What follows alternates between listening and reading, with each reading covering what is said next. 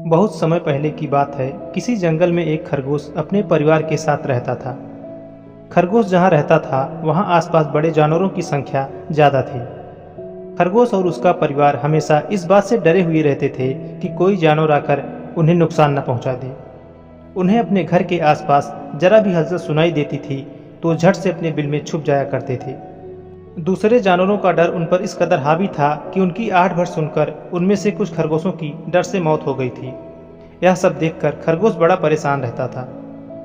एक दिन घोड़ों का एक दल उनके घर के पास से गुजर रहा था। घोड़ों के आने की आवाज़ सुनकर सभी सहम गए और हमेशा की तरह अपने बिल में छुप गए। डर से पूरा दिन कोई बिल से बाहर खाने की तलाश में भी नहीं गया।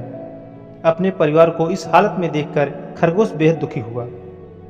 उसने भगवान को कोसते हुए कहा कि हे भगवान, आपने हमें इतना कमज़ोर क्यों बनाया है?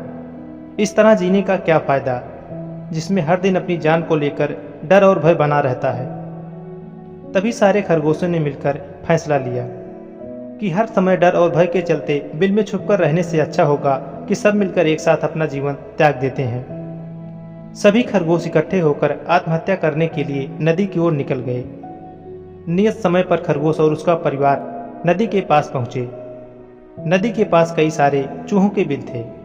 जब चूहों ने खरगोशों को आते हुए देखा तो सभी डर गए और इधर उधर भागने लगे। कुछ चूहे बिल में घुस गए तो कुछ नदी में गिरकर मर गए। चारों तरफ अफरा तफरी का माहौल था। ये पूरा वाकया देखकर खरगोश दंग रह गए। उन्हें इस बात का यकीन नहीं हो रहा था कि उन्हें देखकर भी किसी में दहशत हो सकती है। अब तक तो वह खुद को ही सबसे कमजोर प्राणी समझते थे और भगवान को दोष देते थे। अब खरगोशों को समझ में आ गया था कि भगवान ने दुनिया में अलग अलग खासियत के साथ जीव जंतु बनाए हैं। जो जैसा है उसे वैसे ही स्वीकार करना चाहिए। अगर किसी में कमी है तो उसमें कुछ गुण भी हैं। हर किसी में एक जैसा गुण नहीं हो सकते। ये समझने के बाद खरगोश और उसका परिवार घर वापस लौट गए। दोस्तों, प्रकृति या भगवान ने सभी को शक्तिशाली बनाया है।